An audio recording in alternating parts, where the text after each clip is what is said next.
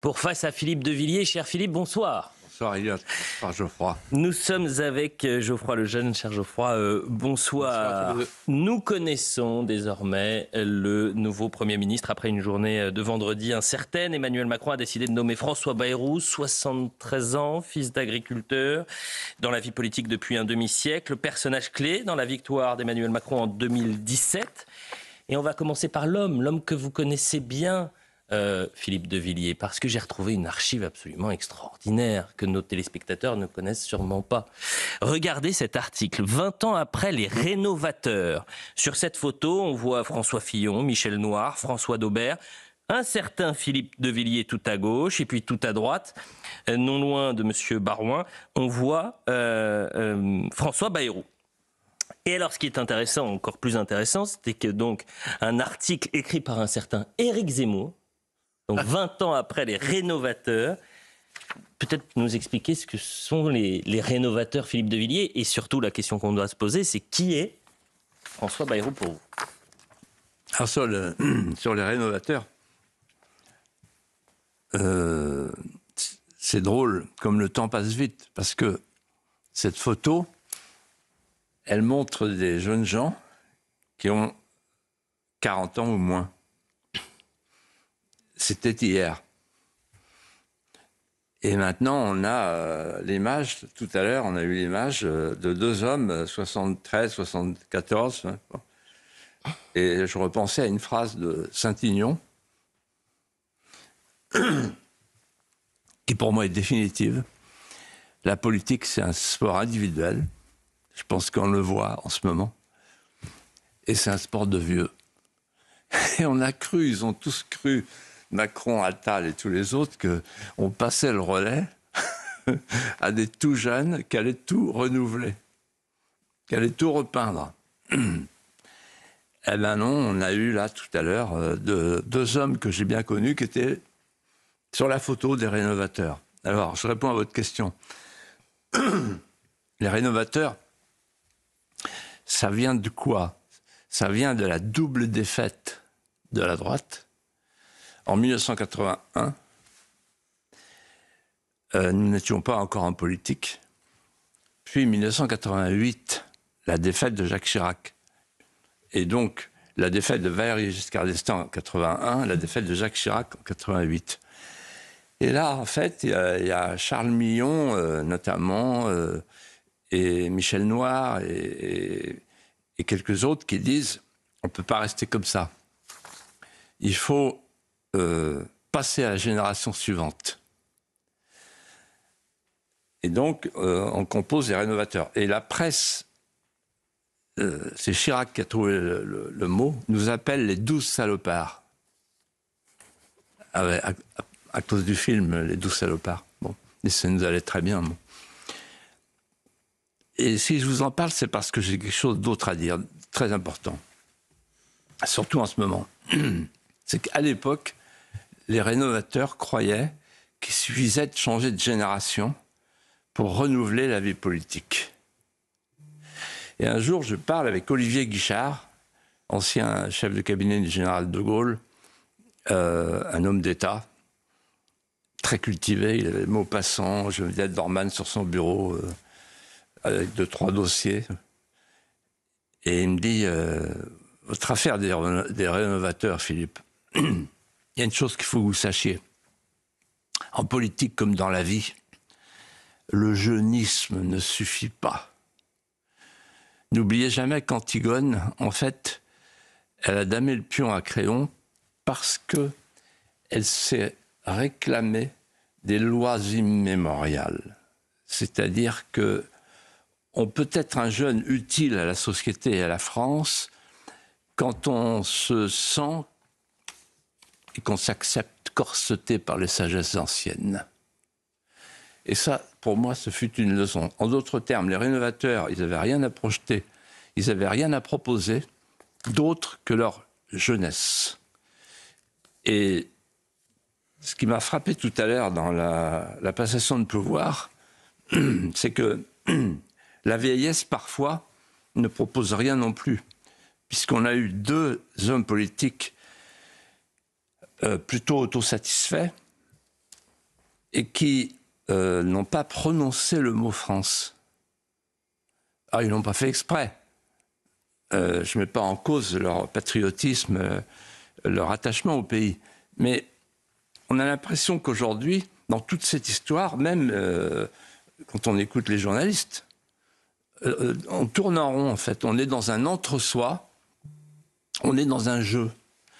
Et ce côté ludique agace nos compatriotes, et moi, m'agace profondément, parce que pendant ce temps-là, le bateau coule. Donc, voilà, les rénovateurs, c'est typiquement un truc qui intéresse les médias, qui passionne les médias. Alors, on a eu plein de télé, etc. Il y avait même on a même fait un congrès fondateur à Lyon, avec Michel Noir, et puis derrière, il ne s'est rien passé. Pourquoi ? Parce qu'il n'y avait pas une seule idée. Et ce que j'ai appris, moi, au fil du temps, ce sont les idées qui mènent le monde, contrairement à ce qu'on croit. Ce ne sont pas les jeux politiciens. Geoffroy Lejeune. Mais vous n'avez pas vraiment répondu à la deuxième question d'Eliott, c'est qui est François Bayrou, puisque vous l'avez connu maintenant, donc en 1989, c'est un personnage que vous connaissez depuis toujours presque. Les gens ne le savent pas, mais vous venez du centre en réalité, vous avez commencé votre carrière politique au centre, je me permets de le rappeler, et donc vous le connaissez par cœur. Qui est-il ? C'est pas une insulte dans ma bouche, Philippe. Hein. Non. En fait,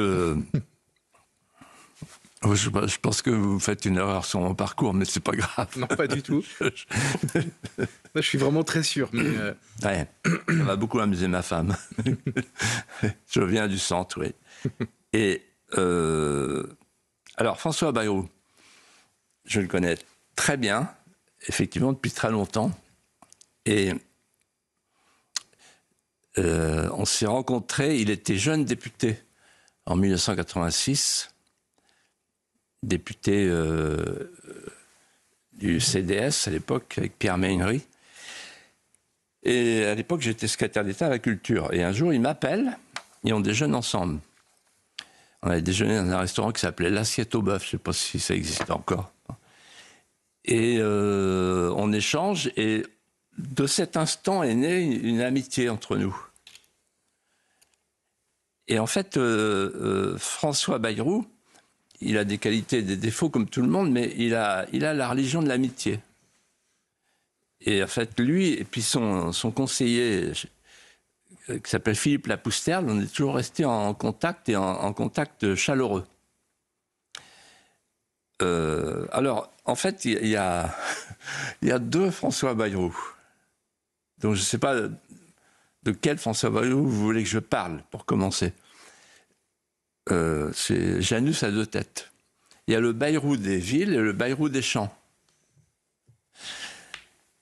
Le Bayrou des champs, pour commencer, c'est quelqu'un qui écrit la plume à l'air. C'est quelqu'un qui aime écrire en plein air. C'est quelqu'un qui écrit bien. C'est un des rares hommes politiques capables d'écrire un livre tout seul. Et notamment, il a évoqué tout à l'heure, dans la cour de Matignon, Henri IV. Et moi, j'ai lu son livre. Henri IV, à l'époque, c'était remarquable. C'est remarquablement écrit. Tout à l'heure, quand il s'est identifié à Henri IV, pour réconcilier les Français, je me suis dit, est-ce qu'il pense à la fin d'Henri IV ? J'espère que non pour lui, parce qu'il y a Ravaillac-Mélenchon qui guette dans une rue, un poignard à la main. Donc, il faut faire attention aux comparaisons historiques. C'est un rural. C'est pas si commun. C'est un vrai rural. C'est-à-dire, il a des chevaux chez lui, il connaît le monde des chevaux. C'est un homme qui grimpe, c'est un homme qui c'est un marcheur de la montagne. Ça, c'est un point commun qu'il a avec Michel Barnier, mais c'est pas la même montagne. Et c'est un provincial. Moi, je parlais le patois vendéen couramment. Lui, il parle le béarnais, encore aujourd'hui. Pour moi, tout ça, c'est des qualités. J'ajouterais qu'il est catholique. Sa femme aussi, ses enfants aussi. Et alors, il est catholique d'une nuance particulière, c'est celle de Sillon. C'est un catholique démocrate chrétien, mais c'est un catholique qui n'est pas sociétaliste. C'est-à-dire qu'il était là à la manif pour tous, je m'en souviens très bien, et il a dit récemment qu'il n'était pas favorable à l'euthanasie. Il a osé le dire. Donc, à mon avis, c'est déjà ça de gagner. Je ne sais pas ce qui va se passer, pas grand-chose à mon avis, mais au moins, la loi sur l'euthanasie, là, elle en a un coup dans l'aile. Alors maintenant, le rat des villes, parce qu'il n'est pas souvent là-bas dans le Béarn, il n'a pas tellement l'occasion de parler béarnais avec Macron, qui lui est plutôt un globe... Un globe trotter. Oui, qui est en Suisse, oui, mondialiste. Et donc, quand vous mettez Bayrou et Macron qui parlent ensemble, vous avez un enraciné et un mondialiste. Il y en a un qui, pour rien au monde, choisirait d'aller passer son week-end à New York, et l'autre qui, pour rien au monde, accepterait de passer son week-end à Rocamadour ou à Guéret. Donc, je ne sais pas ce qu'ils se disent quand ils sont entre eux, entre la poire et le fromage. Alors, le rat des villes, c'est quand même le haut commissaire au plan. Donc, c'est le poste prestigieux de Jean Monnet. Donc, ça fait un lien, puisqu'il en est un disciple assidu. D'ailleurs, je suggère que sa première décision, pour montrer qu'on supprime les agences et qu'on fait des économies, c'est de supprimer le commissariat au plan. Ça sert strictement à rien, il le sait très bien. C'est ce que Jacques Chirac appelait en Corrèze un place-sous. Il est là depuis 2017 parce qu'il n'a pas pu rester ministre de la Justice et il fait des plans. Remarquez, il a fait des plans sur la comète et ça lui a pas mal réussi, ça se termine plutôt bien, même si c'est un gouvernement crépusculaire, il aura fini par décrocher le plan qui gagne. Alors ensuite, c'est un euro-fédéraliste béat. C'est-à-dire qu'il pense que la France n'a plus d'avenir en tant que telle. Il pense comme Giscard que la France est désormais une nation moyenne, qu'elle pèse plus que 1% de la population mondiale, vous connaissez le discours, et qu'il faut faire jouer le levier d'Archimède. On sera plus fort quand on sera plus nombreux. C'est une vieille idée taylorienne de l'addition qui fait la puissance, alors qu'on sait très bien que la puissance, elle est comme l'atome et la miniaturisation des microprocesseurs, la combinaison de l'infiniment petit et de l'infiniment puissant. On a eu entre nous des discussions redoutables. On peut retrouver des images, d'ailleurs, de duels. On a des confrontations, des élections présidentielles, européennes, etc. Permettez-moi de vous couper, j'ai retrouvé un débat au moment du référendum en 2005 pour ou contre la Constitution européenne. C'est un débat qui dure 1h30 et vous êtes face à François Bayrou. Et François Bayrou était un fervent défenseur de cette Constitution. Oui, et ça a commencé en 92, la rupture. Parce qu'en fait, moi j'étais à l'époque avec Dogno, Madelin, Léotard, etc., à l'UDF. Et au centre, comme vous dites. Et puis, il y a eu Maastricht. Et quand il y a eu Maastricht, là, nos destins se sont séparés. Nos voix se sont séparées. Nos vies se sont séparées. C'est-à-dire qu'il faut se représenter ce que ça pouvait être à l'époque. Par exemple, les rénovateurs ont explosé, puisque Philippe Seguin, qui était parmi les rénovateurs, c'est lui qui dit, un jour, devant l'UDF et le RPR, vous êtes condamnés à devenir des petits boutiquiers qui iront se fournir en matières premières chez le grossiste. Et le grossiste, c'est la commission de Bruxelles, Philippe Séguin. Et donc, vous imaginez Bayrou qui écoute ça, qui entend ça. Parce que pour François Bayrou, comme pour Jacques Delors, qui sont les disciples du béatifiable Schuman, l'Europe est une religion. C'est comme la Révolution a été une religion de substitution, eh bien, l'Europe, pour Meignery, François Bayrou, c'est une religion. C'est-à-dire que c'est un destin de nature, c'est la parousie. Et d'ailleurs, tout à l'heure, ils ont échangé un mot sur l'unité de l'Europe. Ça, c'est le message subliminal. On est du même camp, on est de la même famille, parce qu'on est du même destin. On veut que la France, ça finisse en pointe de crayon. En fait, ils sont d'accord avec la phrase de Mitterrand. La France est notre patrie, l'Europe est notre avenir. Voilà. Bon. Et puis le Bayrou des villes, j'ajouterais, c'est un professionnel de la politique. C'est pas forcément péjoratif. Il connaît les rouages mieux que quiconque et il sait peser des œufs de mouche dans des balances de toile d'araignée. À nul autre pareil. C'est un champion du compromis. Et donc, c'est sans doute pour ça, on en parlera peut-être, qu'il a été choisi. C'est un parlementaire, un vrai.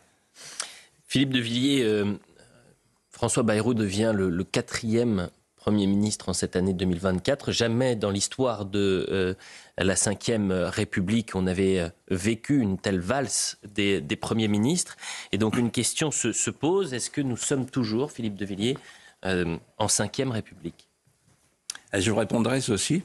François Bayrou est un homme de la 4e égaré dans la 5e. Je me souviens, lors de notre premier déjeuner, il m'avait dit j'ai travaillé avec Fimelin. Fimelin, c'était un homme de la 4e République. Et donc, en fait, il a fait le lien entre la 4e et la 6e, à venir, probable. Alors, on est revenu à la 4e République. Pour la première raison que,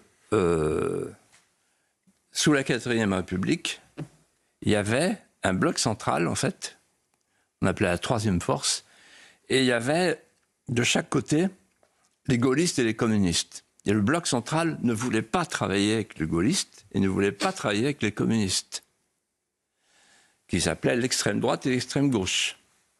C'était l'époque où De Gaulle disait « Je les laisse à leur ouvrage, ils sont en train de faire cuire leur petite soupe sur leur petit feu, dans leur petit réchaud, laissons-les dans leur coin. » C'était l'époque de l'UDSR avec Mitterrand, etc. Et c'était la grande époque du MRP, de la démocratie chrétienne, qui était triomphale. Et donc là, aujourd'hui, on retrouve la même configuration. Il y a un bloc central qui cherche à s'émanciper de ces deux ailes et qui cherche à les ignorer. Or, les deux ailes, elles représentent, sur le plan électoral, deux forces idéologiquement distinctes et caractérisées. Le deuxième point commun, c'est la partitocratie. La partitocratie, c'est-à-dire le jeu des partis. Le jeu des partis qui cherchent à faire des combinaisons pour gouverner. Ça, c'est typiquement la 4e République. Et d'ailleurs, sous la 4e République, ils auraient envié la situation qu'est la nôtre. Les gouvernements ne duraient pas 2 mois comme ça. Pas 3 mois. Parfois, ils duraient 8 jours. Vous voyez ? Et on était content d'être ministre pour 8 jours. Quoi. Là, c'est comme ça que ça va se terminer. D'ailleurs, ils vont tous... vous vous rendez compte, ils sont tous au bord de la piscine. La piscine sanguinolente où les crocodiles mangent les caïmans. Et pour plonger à leur tour, quoi. Là, on sent que c'est le goût du Marocain, quoi. Voilà. Ça, c'est typiquement la 4e République. Et enfin, la 4e République, c'était la proportionnelle. Et on y va tout droit. Justement, Geoffroy Lejeune a une question. C'était justement la question, c'est sa grande idée à François Bayrou depuis maintenant des années, depuis sa candidature à la présidentielle en 2007, je crois. Et c'est devenu un sujet de discussion qui a animé la classe politique ces dernières semaines. Est-ce que vous pensez qu'aujourd'hui, c'est demandé par le Parti socialiste, par François Bayrou depuis des années, par le Rassemblement national aussi, est-ce que vous pensez que c'est une bonne idée ? Je pense que c'est une idée mortifère pour nos institutions, pour la France et pour les Français. Quel est le problème aujourd'hui ? Je l'ai dit et je vais le redire différemment. Le problème aujourd'hui, c'est que le pouvoir n'existe plus. Enfin, on ne sait plus où il est. En réalité, le pouvoir, il est dans l'état profond, en France et à Bruxelles. C'est l'état profond qui commande. On voit bien l'histoire du Mercosur, on ne sait pas très bien où, qui, d'où ça vient. Ça dure depuis 25 ans et on ne sait pas comment arrêter la machine. Parce qu'on ne sait pas où sont les rouages. Le pouvoir s'est éloigné. Par exemple, moi, quand j'étais petit, le maire, il avait le pouvoir. Quand on s'adressait au maire, on s'adressait à un interlocuteur qui avait le pouvoir. Monsieur le maire, est-ce que vous pouvez m'arranger mon affaire de fossé devant chez moi ? Oui. Maintenant, il dit, il faut que je vois avec la communauté de communes. Et on va voir un fonctionnaire qui dysfonctionne et qui dit, mais il n'y a pas de crédit. Il faut attendre le conseil communautaire, etc., etc. Et puis après, pareil, là, il y a la région, puis il y a l'État qui dit, non possumus, maintenant c'est l'Europe. Et le pouvoir, il a besoin de quelque chose, c'est l'incarnation. C'est pour ça que le maire reste le seul personnage encore identifié, encore identifiable, malgré tout, bien qu'il soit dépouillé de son pouvoir et que la responsabilité soit détachée du pouvoir. La responsabilité, c'est détacher du pouvoir. C'est-à-dire que le maire, il a la responsabilité, mais il n'a plus tout à fait le pouvoir.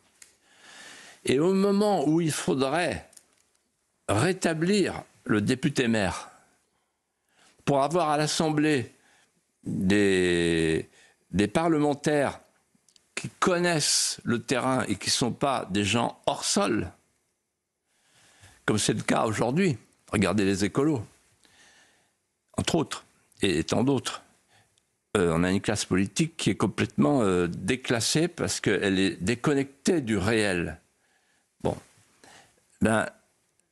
parce qu'il n'y a plus de mandat local. Quand vous avez un mandat local, vous ramenez chaque problème national à sa dimension et à son enracinement local. La proportionnelle. On va faire la proportionnelle. La proportionnelle, ça consiste à donner le pouvoir aux partis, au singulier, et aux partis au pluriel. Au singulier, qui va choisir les candidats ? C'est pas moi, c'est pas vous, c'est le parti. Exactement comme aux élections européennes. Est-ce que vous connaissez vos députés européens dans votre coin ? Absolument pas. Ben non. On ne connaît pas les députés européens. Pourquoi ils sont élus à la proportionnelle ? Le scrutin uninominal majoritaire a cette richesse que c'est le peuple qui choisit son candidat et qui le connaît. Et qui le reconnaît, et qui lui parle, et qui lui serre la main, et qui le sanctionne. Vous ne pouvez sanctionner et contrôler que quelqu'un que vous connaissez. Le parti va choisir sur une liste des candidats qui seront élus sur la liste, indépendamment de leur qualité personnelle. C'est-à-dire qu'on choisira une idéologie ou un positionnement, comme on dit maintenant, une posture, mais à aucun moment on ne choisira la valeur personnelle du futur député. Donc, moi j'appelle ça une kleptocratie. Et ça a perdu la 4e République. Donc je dis, c'est le parti. Et j'ai dit, c'est les partis. En effet, dès que l'élection a eu lieu, les partis s'entendent entre eux. Et un grand constitutionnaliste, qui n'est pas Saint-Ignon, mais qui aurait pu l'être, a dit Du coup, je me fais marrer. Du coup, Ça va être de notre faute, bien sûr. Qu'est-ce qu'il vous a dit, le constitutionnaliste? Oui, il a dit c'est la tyrannie des groupes charnières. Saint-Ignon disait ça aussi, d'ailleurs. Hein? Saint-Ignon l'a dit aussi. Et il l'a pensé, en tout cas, très fort, la preuve. Tyrannie des groupes charnières. Et la tyrannie des groupes charnières, qu'est-ce que ça veut dire? Ça veut dire qu'en fait, donc, le peuple n'a pas à choisir ses députés, c'est le scrutin de liste proportionnel, et ensuite, il est 2 fois spectateur. Il est spectateur après quand l'Assemblée est constituée, parce qu'il entend dire sur les chaînes concurrentes, il y a un accord entre tel groupe. Et alors, mais avec 3 députés, vous êtes le roi de la fête, vous comprenez? C'est-à-dire, plus vous êtes petit, moins vous êtes représentatif, plus vous avez le pouvoir de la royauté finale. Parce que c'est vous qui faites, qui distribuez la couronne, finalement. Voilà. Et donc, c'est simple. Il y a l'ancien secrétaire général du Conseil constitutionnel qui a dit, c'est le dernier clou, M. Chotel, qui a dit, c'est le dernier clou sur le cercueil de la Ve République. Autre question, Philippe de Villiers, toujours concernant évidemment la nomination de François Bayrou, qui a dit lors de ses premiers mots sur le perron de Matignon qu'un mur de verre s'était dressé entre le peuple et les pouvoirs. Il a parlé également de l'égalité des chances. Quelles sont, selon vous, les priorités face à l'urgence nationale, Philippe de Villiers?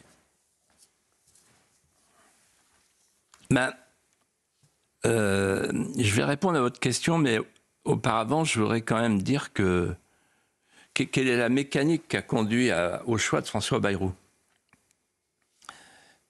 Parce que ça éclaire le problème des urgences. En fait, François Bayrou est un macronien de la première heure. Donc, il convient au président.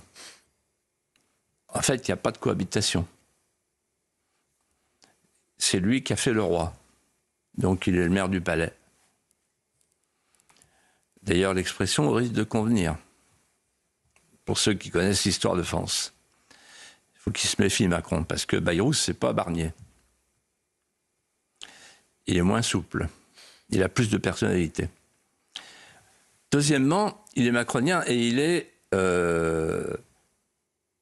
parlementariste. Or, nous sommes en train de passer, je ne veux pas être technique, mais les mots ont un sens, du parlementarisme rationalisé, pour parler comme Michel Debré, à la parlementarisation. Le parlementarisme rationalisé, c'était l'idée que, avec la motion de censure, avec la dissolution, on pouvait, le 49.3, on avait des leviers institutionnels pour la régulation des pouvoirs. Mais l'idée, c'était quand même de préserver l'autonomie de l'exécutif. Aujourd'hui, il n'y a plus d'autonomie de l'exécutif, puisqu'on nous a dit il n'y aura plus de dissolution, il n'y aura plus de motion de censure, et il n'y aura plus de 49.3. Et dans cette mesure-là, François Bayrou s'y entend parfaitement pour parlementer, du mot parlement. Alors, je réponds à votre question. Les urgences, on en est loin avec ce système. Parce que pour moi, la première urgence, c'est sortir de Schengen, rétablir la frontière, rétablir la supériorité du droit national sur le droit européen, sinon on ne pourra rien faire en matière d'immigration. Or, la question migratoire, elle est majeure. C'est la question du changement de peuplement sur le territoire français. Deuxièmement, le bateau coule. François Bayrou le sait puisqu'il avait fait campagne en 2007, il l'a rappelé tout à l'heure, sur la dette.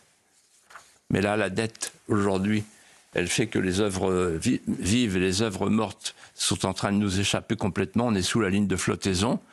Donc, il faut ramener les prélèvements à 40% pour qu'on ait encore des entrepreneurs, des créateurs de richesse.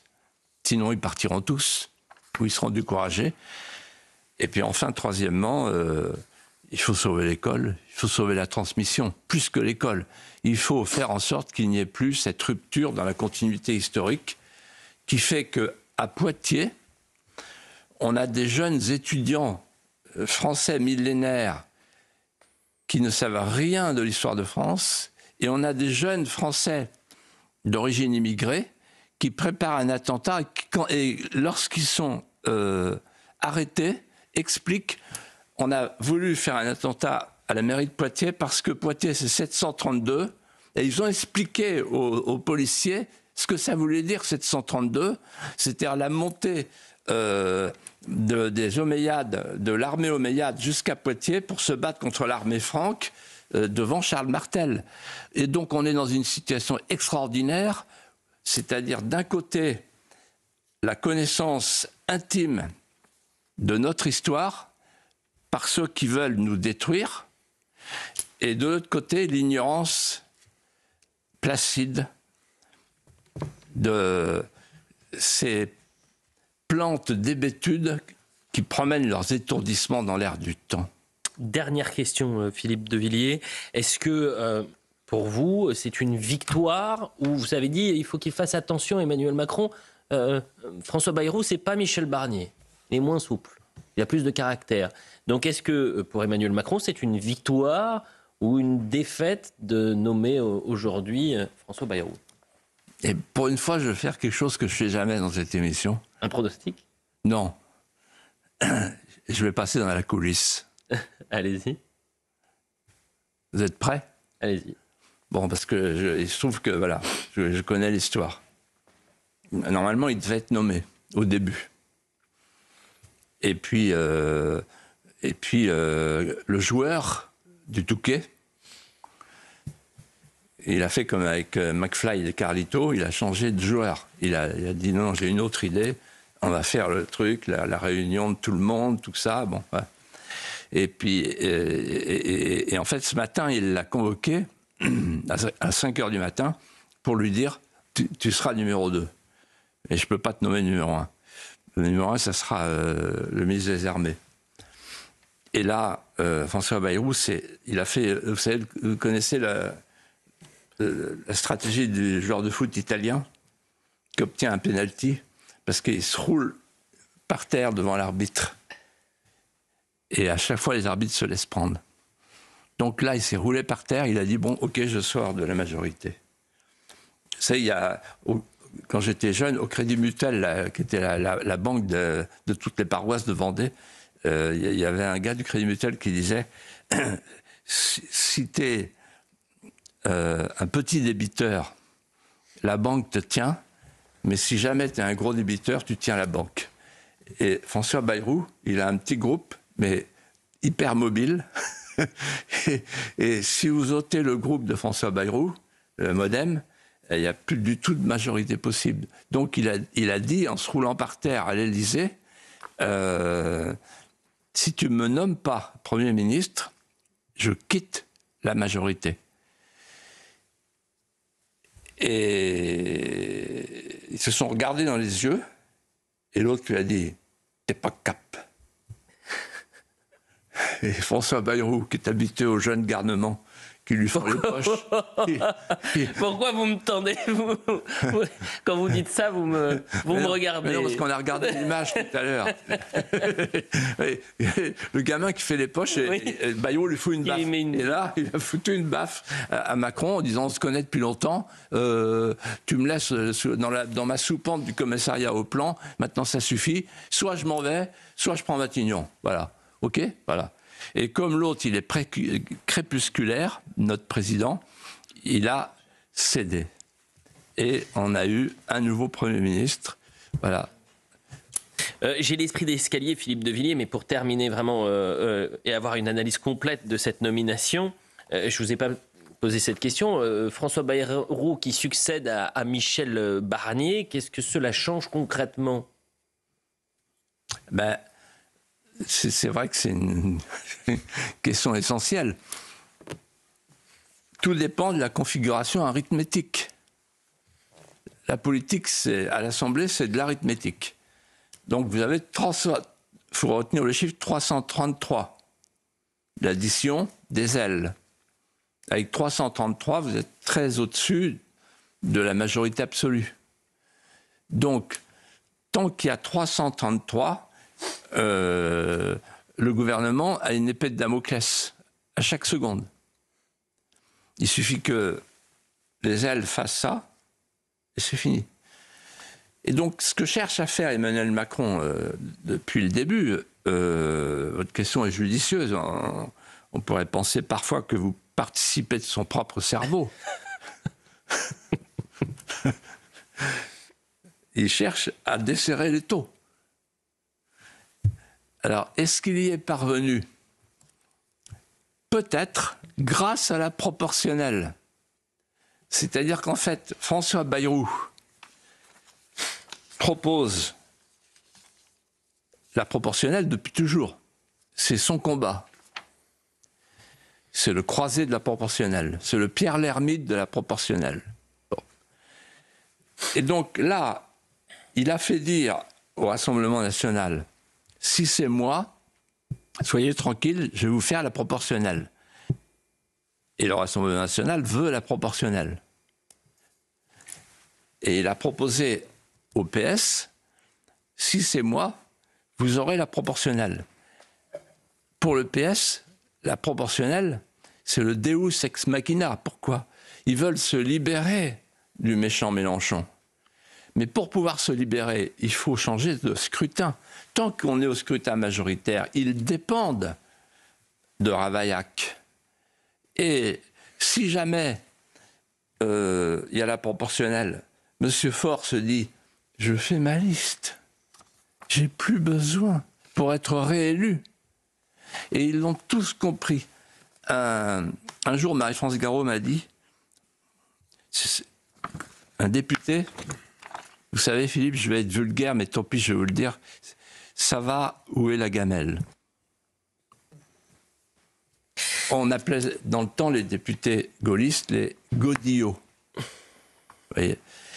Et en fait, c'est plus les godillots. Les députés aujourd'hui, ils vont là où ils peuvent être réélus. Je le regrette, mais c'est ainsi. François Bayrou qui aura très certainement des dossiers brûlants à traiter. Et parmi ces dossiers ô combien sensibles, il sera peut-être question de ce projet révélé ce vendredi par nos confrères du Figaro, un projet de recommandation sur les personnes trans qui est en phase de relecture. Je cite Paul Sugy, journaliste au Figaro, la Haute Autorité de Santé s'apprête à proposer une forme de service public de la transition de genre. La Haute Autorité de Santé qui a communiqué pour contester les dires et ses publications ce vendredi après-midi. La HAS propose une sorte d'accès gratuit, selon le Figaro, à la transition de genre à partir de 16 ans. Des recommandations qui coïncident pour partie aux revendications portées par les associations transactivistes. Geoffroy Lejeune, vous avez une question pour Philippe de Villiers. Mais Philippe, vous êtes très sensible à ce genre de sujet. Vous regardez de très près ce qui se passe et notamment ce qu'on enseigne à nos enfants. Vous avez évoqué d'ailleurs ce chantier pour François Bayrou tout à l'heure. Quel regard vous portez sur cette affaire? Qu'est-ce que ça dit selon vous de la société dans laquelle on vit? Vous qui avez lu mon livre Mémoricide, c'est un sujet que j'aborde. Ouais. Je ne pensais pas que ça viendrait aussi vite. Né dans le mauvais corps. Oui, voilà. Je ne vous cache pas que j'ai beaucoup de lectures en ce moment, j'en ai une là, comme ça, je me balade avec mes mémoricides, j'en ai encore deux autres, je connais par cœur. C'est les cadeaux de Noël, non? Exactement, ouais. Ouais. Alors, c'est extraordinaire ce qu'on est en train de vivre. Donc la haute autorité, je réponds à votre question. La haute autorité de santé, d'abord, c'est une institution sui generis créée en 2005 par Jacques Chirac. Et cette haute autorité de santé, elle est totalement autonome. Elle ne dépend de personne.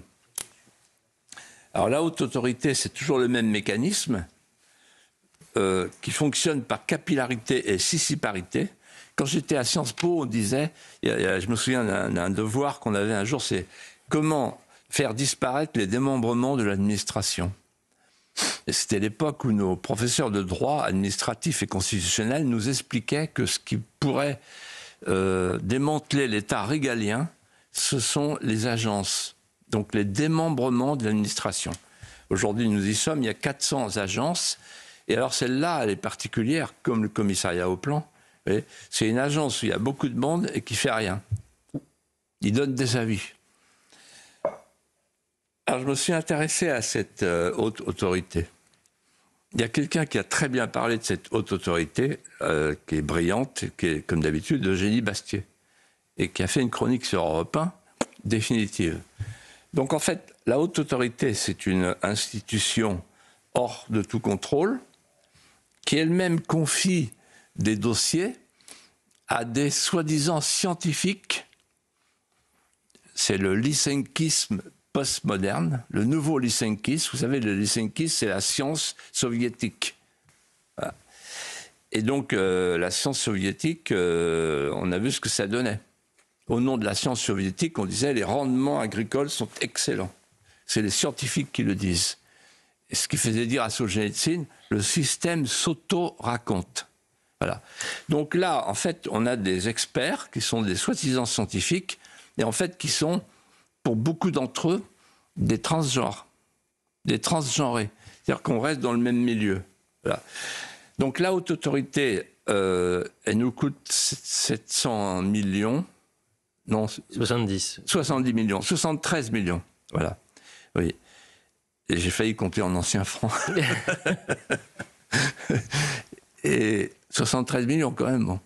Et il y a 50 personnes, plus les comités d'experts.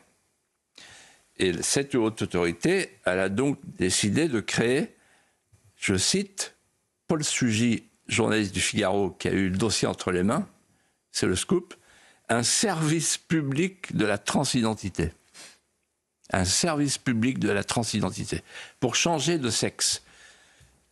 Alors ça peut vous concerner parce que si par exemple vous, Elliot, vous décidez de vous appeler Eliette et vous, Georgette, vous aurez la possibilité de vous adresser à la haute autorité de santé.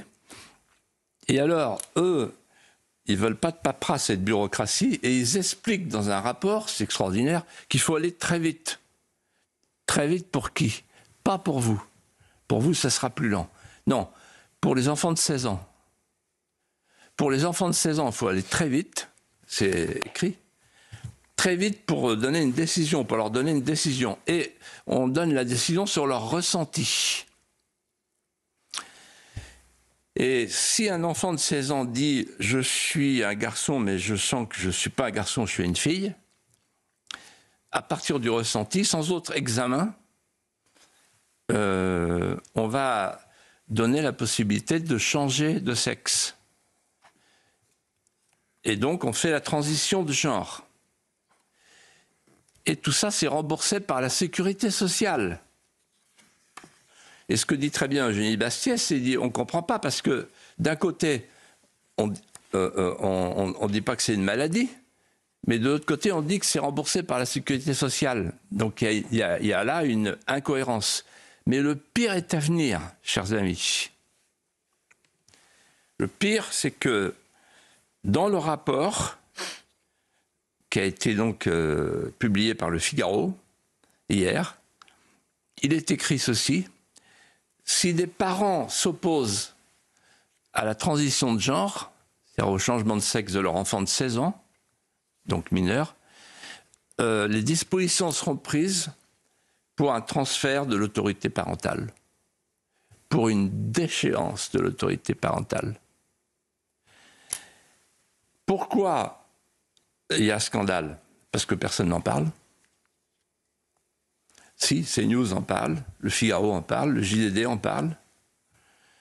On peut relier ça à notre sujet de la semaine dernière sur l'éducation sexuelle à l'école, qui échappe aux parents et qui est maintenant entre les mains de spécialistes comme le planning familial, qui disent oui, un homme peut être enceint. Donc on est très très loin de toute forme d'ordre naturel. Et si je dis ça, c'est parce que si vous faites le tour du monde un instant, on est les seuls au monde à être dans cette voie-là. Tout le monde en est revenu. Les Anglais avaient même créé une clinique spécialisée pour les hormones, pour les enfants mineurs. Le Premier ministre a demandé un rapport qui contrarie ce genre de dérive. La Suède en est revenue. Et alors, évidemment, la star de Notre-Dame, avec son chewing-gum, celui qui a provoqué la génuflexion oblique de tous les chefs d'État européens devant lui, j'ai nommé Donald Trump. Il a annoncé qu'il mettrait fin à tous les bloqueurs de puberté et à tout ce qu'il appelle tout suractivisme transgenre. Donc la France reste seule. Pour combien de temps? Protégeons nos enfants. Il faut hurler. J'espère que les gens qui nous regardent et qui nous écoutent, CNews, Europe 1, vont se lever pour dire à leurs députés et au nouveau gouvernement, vous ne pouvez pas faire ça. J'ai un petit espoir dans certains ministres qui sont très conscients de ces difficultés, comme M. Hetzel ou le ministre Alexandre Portier ou le ministre de l'Intérieur. Je pense que sur ce sujet, François Bayrou, qui est un père de famille, ne marchera pas. Mais la machine avance. La haute autorité de la santé, il faut absolument la supprimer. Et vous savez ce qui me frappe? C'est qu'on est en train de tuer la médecine, de tuer le crédit de la médecine, de tuer le crédit du médecin. Quelque chose qui va vous toucher familialement. Oui, parce que le médecin, c'est celui qui soigne, celui qui sauve. Et là, on est avec ce lysenkisme transsexuel qui s'ajoute à l'avortement constitutionnel et bientôt à l'euthanasie. On est en train de troubler la mission du médecin. Et bientôt, on ne saura plus très bien si le médecin est là pour vous sauver ou pour trafiquer quelque chose qui ressemble à une nouvelle alchimie qui détruit tous les principes nés du serment d'Hippocrate. Dans un instant, on reviendra sur la grande star de Notre-Dame, vous dites, qui avait un chewing-gum, puisqu'on parlera de Donald Trump, je le disais, donc la haute autorité de santé qui a communiqué en disant qu'elle comptait poursuivre le travail au-delà des polémiques déplacées, qu'elle réaffirme avec fermeté la nécessité de préserver la sérénité des travaux et dénonce la divulgation de ce document confidentiel qui ne constitue, selon elle, nullement une recommandation. Parlons de la personnalité de l'année pour le Time, Donald Trump. Il fait un doublé, Philippe de Villiers, puisqu'en 2016, il avait déjà été élu personnalité de l'année. Comme les choses vont vite, honni par les médias, victime de tentatives d'assassinat, Donald Trump est élu personnalité de l'année par le magazine et auteur d'un comeback politique époustouflant pour le Time. Et à travers cette personnalité de l'année, on se pose une question, la révolution conservatrice, Philippe de Villiers, qui a touché les États-Unis, propulsant Donald Trump à la Maison-Blanche, est-elle possible en France? Et cette révolution conservatrice, vous en parlez dans Mémoricide d'ailleurs. Oui, c'est même le filigrane de mon livre, sur la mémoire salvatrice. Et je vais dire quelque chose qui va vous surprendre. Et qui va surprendre les téléspectateurs. Mais j'ai appris, moi, très jeune, que il faut sans cesse monter sur la crête et marcher sur la crête, même quand on est tout seul, et qu'on est fouetté par les grands vents. Et se laisser aller à ses propres intuitions, loin du bruit de la vallée, les bruissements de la vallée. Pourquoi je vous dis ça? Parce que je sens, avec de l'avance, plusieurs années d'avance, je sens et je vois venir les lucioles d'approche.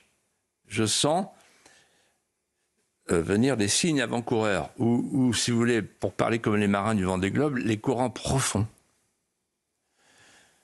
Les courants profonds qui bientôt vont se réunir et former une nouvelle mer.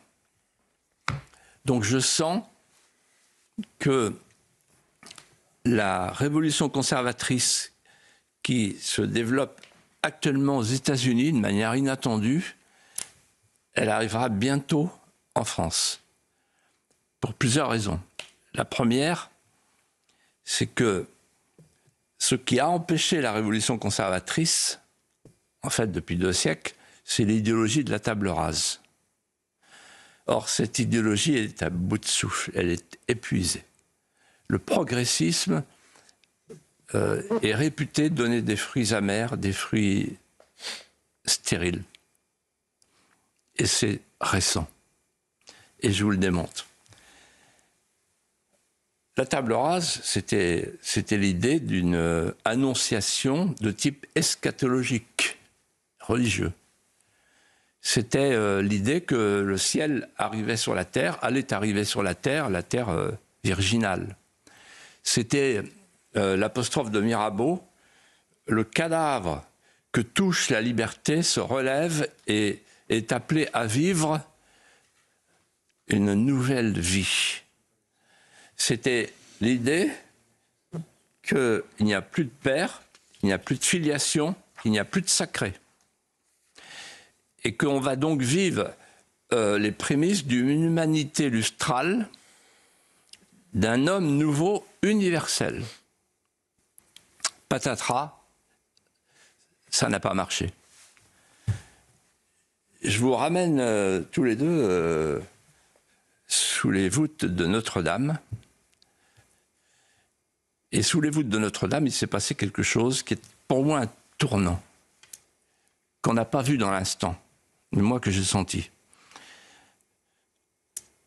Quand j'étais petit, il y avait un vieux paysan qui me disait « Quand c'est que tu veux savoir où c'est que le monde va, tu suis la course des mots. » Et les mots qui font fortune précèdent les réalités qui vont suivre. Et il ajoutait « La chrysalide prépare le papillon. » Et donc, j'ai toujours fait attention à ça, la course des mots. Quand vous ne pouvez plus prononcer un mot, quand la droite n'ose plus prononcer un mot, c'est qu'elle est déjà défaite. Et c'est ce qui est arrivé à tous les conservateurs, qui ne savaient pas qu'ils étaient des sauveurs et qui n'osaient plus rien sauver. Parce qu'ils voulaient se faire pardonner d'être conservateurs. Après ce détour sémantique, j'arrive au fait de Notre-Dame. On a un président de la République qui dit « Nous sommes les héritiers d'un passé qui est plus grand que nous ». Cette phrase, elle est incroyable. Ça veut dire qu'en fait, il faut aller chercher loin dans notre histoire, jusqu'au baptême de Clovis, pour se sentir français. On est très très loin de la cérémonie inaugurale des Jeux. Et ensuite, il dit la transcendance. On est très loin de la laïcité, les valeurs de la République. Il devait y avoir une cérémonie républicaine devant qui a été chassée par la tempête. Elle a lieu à l'intérieur, et à l'intérieur, on a l'archidiacre Macron qui nous parle de la transcendance. C'est-à-dire, c'est le retour au sacré. Et on est sous les voûtes du XIIe, XIIIe siècle, la cathédrale Saint-Louis, tout près de la couronne d'épines, et tout le monde se sent au chaud. Qu'est-ce que ça veut dire?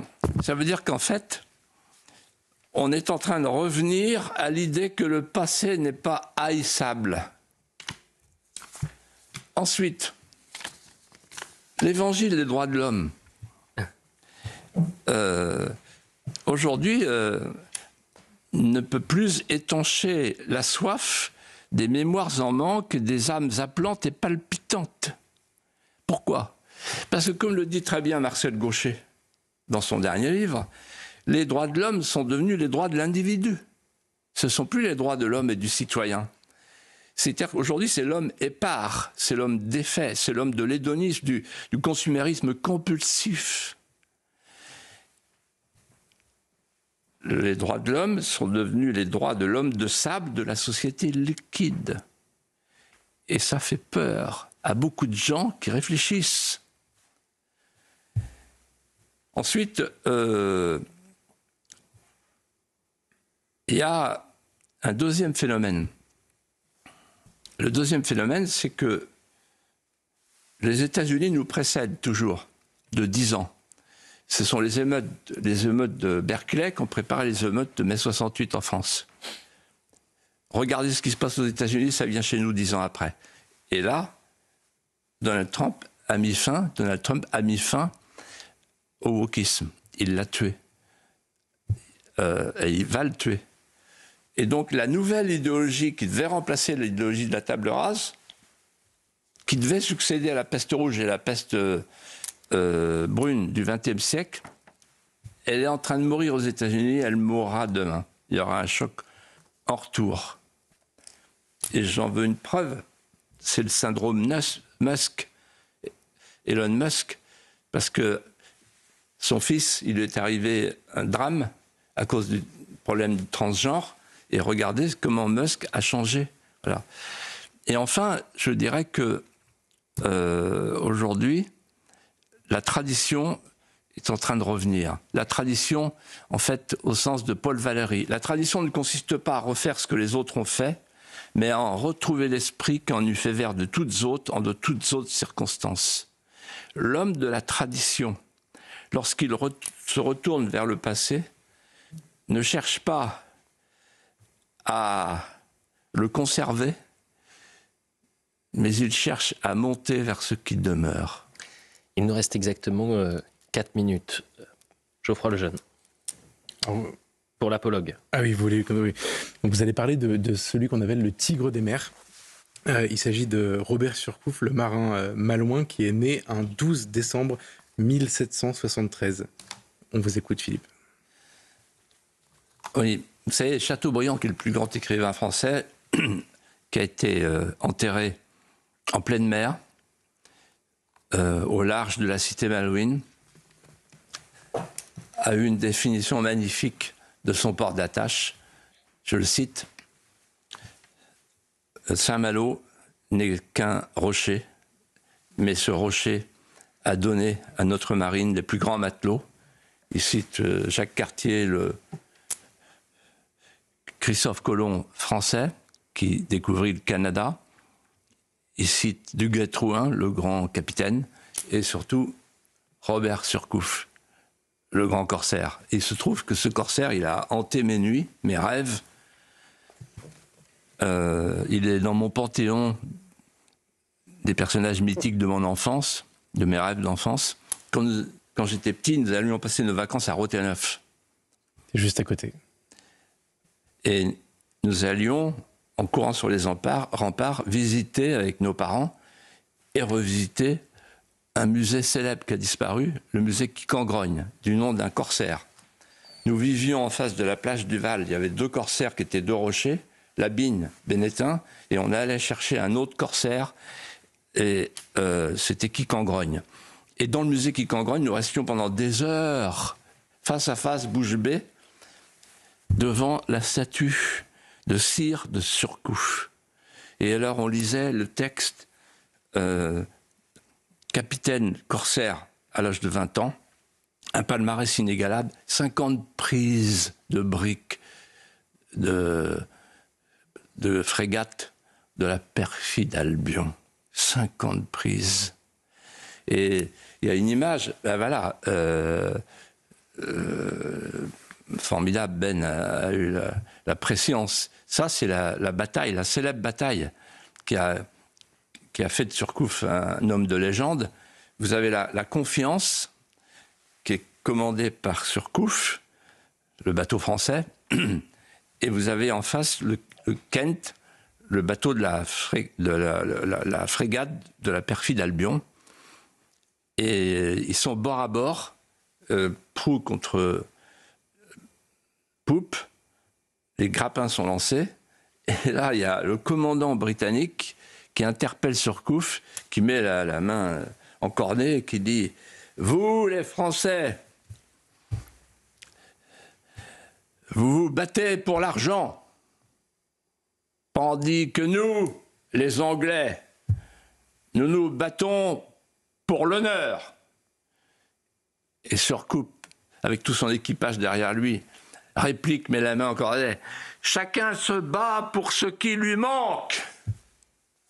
Et là, tout l'équipage hurle de rire et se met à entonner une chanson improvisée, une chanson marine qui fera fortune et qui commence ainsi au 31 du mois d'août. Nous vit venir sur le vent à nous une frégate d'Angleterre qui fendait la mer et les flots. C'était pour attaquer Bordeaux.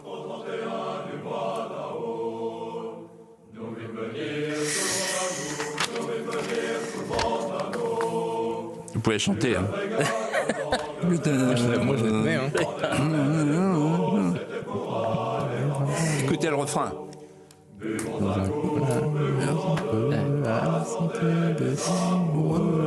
J'ai pas les paroles. À la santé du roi de France et mère de la reine d'Angleterre qui nous a déclaré la guerre.